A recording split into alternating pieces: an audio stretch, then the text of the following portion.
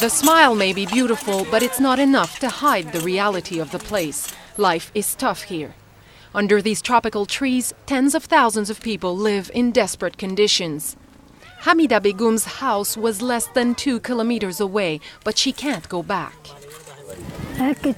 She's telling us her little shop, the house where she lived with her 7 brothers and sisters, everything was burnt to the ground. Her stepbrother killed. These people are Rohingyas, a Muslim minority. They have been living alongside the Buddhists for centuries.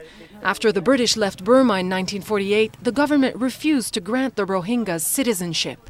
The United Nations has called this stateless minority one of the most persecuted people on earth. The Buddhists used to be our neighbors, she says. We were very close. We went to school. We did business together.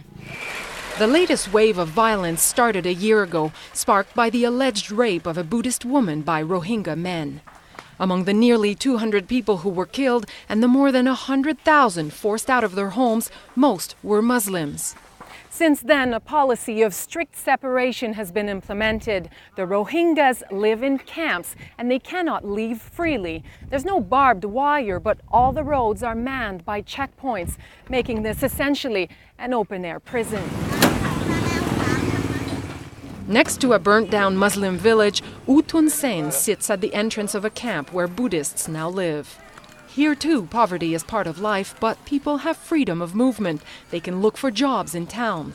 Like the Rohingyas, they receive international aid, but it's pretty much the only thing they have in common these days. Everyone we spoke to told us it would be impossible to live together in peace with the Muslims again.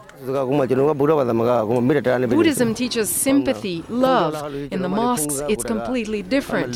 He says the Muslims, whenever they have the chance, steal and kill.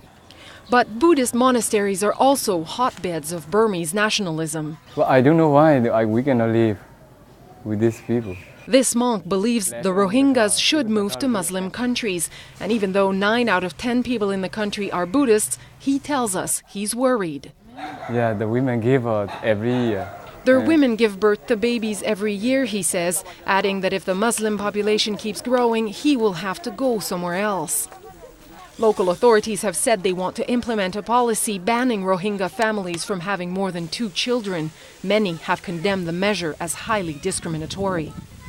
This explosion of sectarian violence seems at odds with the image of a country trying to reinvent itself as democratic and open to the world. As anti-Islam violence spreads closer to the capital, the government will quickly have to find a way to protect all its people or risk endangering its democratic transition. Catherine Mercier, CBC News, Sitwe.